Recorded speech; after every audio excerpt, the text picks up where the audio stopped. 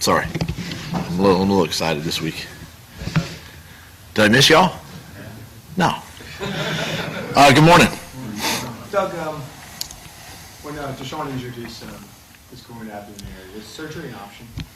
I'm just going to make probably about the third statement here on this. Yeah, you released him last week. We hadn't talked to you since. Yeah, no, and that's why I'm going to make this statement for about the third time.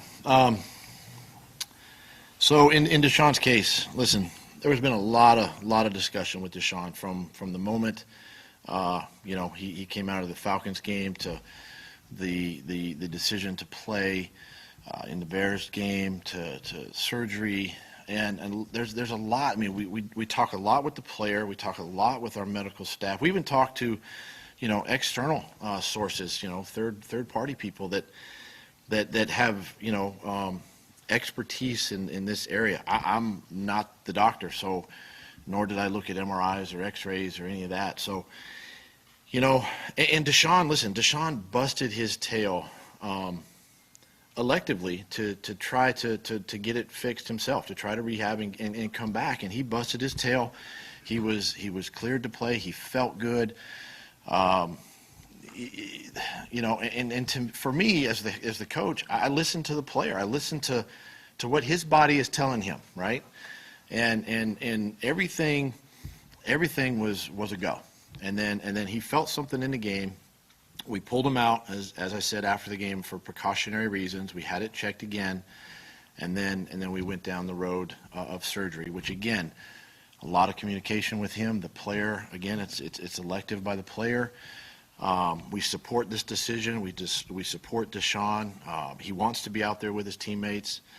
It's unfortunate that this happened, but it did. Injuries are a part of this game. Reoccurrence of injuries are a part of this game. We all know that. So, with that being said, that's where we're at. But whose decision was it not to have surgery? Deshaun's. Deshaun. Ultimately, Ultimately, it's the player. Yeah. Now, I mean, and again, I can recommend, right? But the player has to make that decision ultimately. Yeah. Brandon Brooks signed a new deal. Talk about that and what that means to the team, to him. Yeah. Gosh, this guy, since the day he walked in the doors, he's been nothing but a pro. Been a great teammate. I'm obviously thrilled to have him, a part of the Eagles family for a while. He battled through that injury, this offseason, got himself ready to play. I mean, just shows the character of Brandon, the type of person he is, the type of player he is. And I'm just so excited for he and his family, and just solidifies our offensive line moving forward. How's the Super Bowl used this week? Alshon left the game last week early. I'm just curious how he's doing. Yeah, it helped him. He's still sore. Obviously, a lot of guys are still sore, but it helped him, and we'll see. He's kind of day to day right now. Did Justin Peters have his knee scraped? Did he? Yeah. Yes, he did. And when do you expect him to? He should be out there today. He should be out there today in practice. So I fully expect him to. He'll practice today, and obviously we'll see where he's at the end of the week. But he had that done to take care of that. Anyone else coming back this week? Nigel will get out there.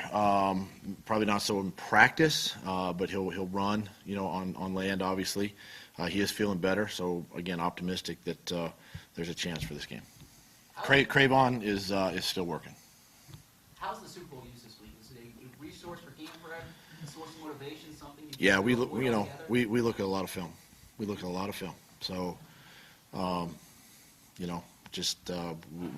got a lot of games on this football team, as we do every team. So there's a lot of film being watched. Is it something you bring up with the team, like outside of simple game prep? It has no bearing on this football game. Right, but you have to watch it. So are you taking an analytic, sober approach, or do you use it kind of? I think this. We're a different team. They're a different team from then. So, their defense is different today than it was then. Offense is different. Personnel is different. And so it's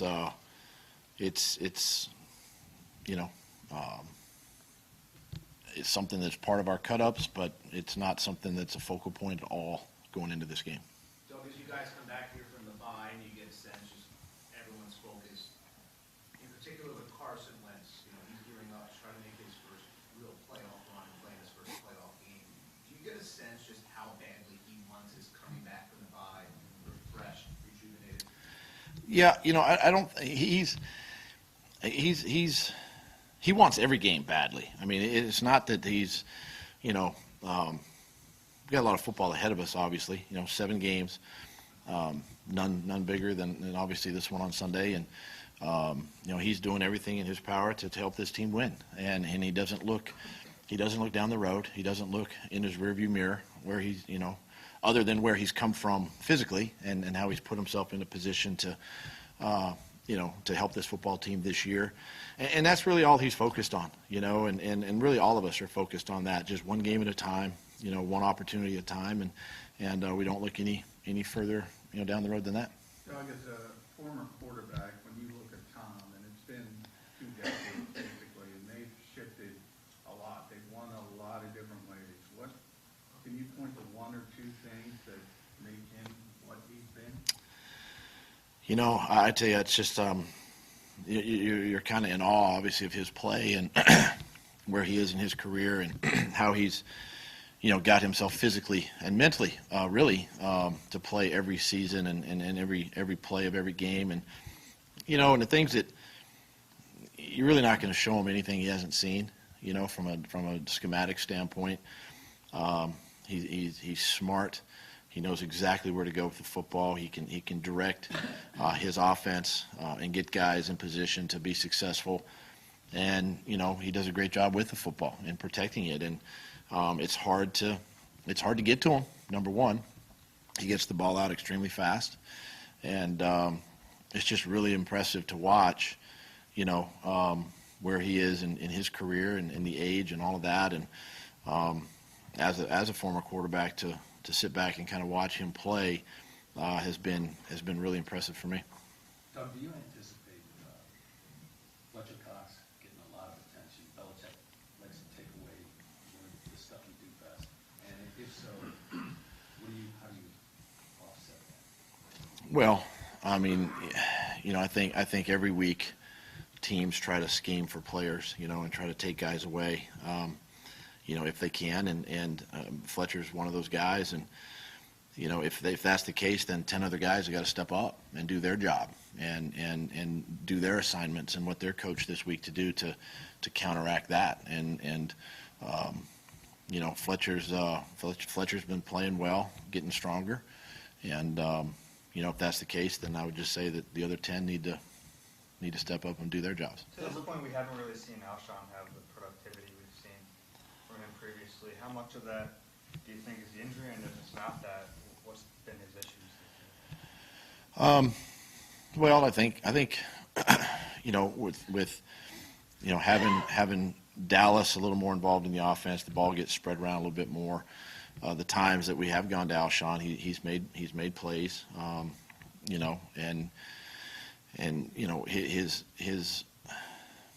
his value to the offense has been very good. It's the ball's going to find the open guy, and sometimes he's the primary, sometimes he's not. He might be the secondary or the third guy in the progression, and he's a guy that's very he gives of himself to the team, and that's who Alshon is. He doesn't gripe or complain, and he does battle through injury. He's battled through it his whole career. He's battled through it here, and he's a tough kid. But we continue to game plan. We game plan for him, every week. And again, it's my job to try to dial up as many plays as I can for him. The last time we spoke to you, Doug, you said you were going to go back and look at ways for more offensive consistency, especially in the passing game. What did the bye week show you when you watched the film? How can I say this? Honestly. I will. Obviously I'm not going to reveal everything, right here in front of you. Maybe that's our discussion Friday. But there are some things that we can do a better job at. One, we can coach better, and two, we can play better. But I do know this, that some of the things that stood out positively was in our 5 wins, we took care of the football. We reduced penalties, we created some turnovers, things like that stood out. Obviously third down and red zone have been good. So, but we can get better and we can improve each week. Do you agree with the assessment that Bill Belichick takes away your best thing on offense? Do I agree with that? Is that true? Yeah, it's true. Yeah, it's true. Just go watch the Kansas City game last year, the AFC Championship game. Guy wears number 10 for Kansas City. Go watch him. Now, he made some plays in the game, but, go back and watch, go back and watch Detroit against us this year. Same style of defense. I mean, so it's a real thing. It's a real thing. And that's what makes his defenses tough to play against, because what it does then, it goes back to the Fletcher Cox question. The other 10 guys have got to step up and play. If he's going to try to take Zach away or Nelly or Alshon or whoever it might be, then the other 10 guys, or at least those skill guys, have got to, they got to step up and play and make plays, for the offense or defense. So we know that going into it, and we'll be prepared for it. What's the head game like during the week, trying to figure out what it is that you think he will try to take away? Well, I mean, we know our team, we know our roster, we kind of know who our guys are, so it probably doesn't take too much energy and, thinking to know who the guys are, offensively. So we'll have a pretty good idea. Jim and Jim, sports talked a little bit about the Super Bowl and what happened in that game, and maybe a punt that entire game. Tom was able to take it. I don't know how much you looked at it, and how much would you make of what happened in that game? And I know it's obviously over 18 months since it, but what could carry over in terms of how Jim approaches Tom and that offense?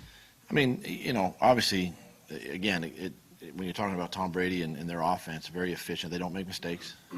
It's rare that they turn the ball over. Pre-snap penalties, all that kind of stuff. They're very efficient that way, and the ball is typically going in the right spot with them. And that starts with Tom and they, thinking back, I mean, just they created matchups with their running backs. Of course, they had Gronk, and they had 3 receivers that were pretty good. And so again, it goes back to their roster is different today. Ours is different today than it was back then. And we just have to execute the scheme. Quite honestly, whatever the game plan is this week, all 11 guys, all 3 phases, just have to do their job. We talk about it every week, we got to do it again this week. What stands out about the way that defenses have evolved in the way that they defense wins, and since you came into the league? I mean, is there a trend that you've noticed in the way that defenses have evolved against your offense and Wentz in particular? And what are the ways to kind of work around?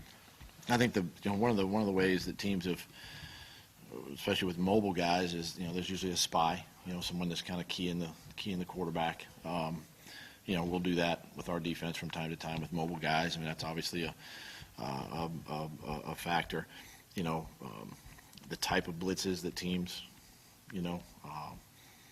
if they want to flush the quarterback, he's right-handed quarterback, so a lot of times they don't want to let you escape to your hand side or to the right, so they might pressure you to the back side, or you got to factor in maybe Andre Dillard being a rookie left tackle, maybe there's pressure there that affects the quarterback, or pressure up the middle. I mean, there's all kinds of ways that they can affect your quarterback and particularly Carson. But one of the things that he's great at, and what he's done a really good job this year of, is just getting the ball out, understanding our offense better, spreading the ball around, and then our ability to run the football to sort of offset some of that has really helped us.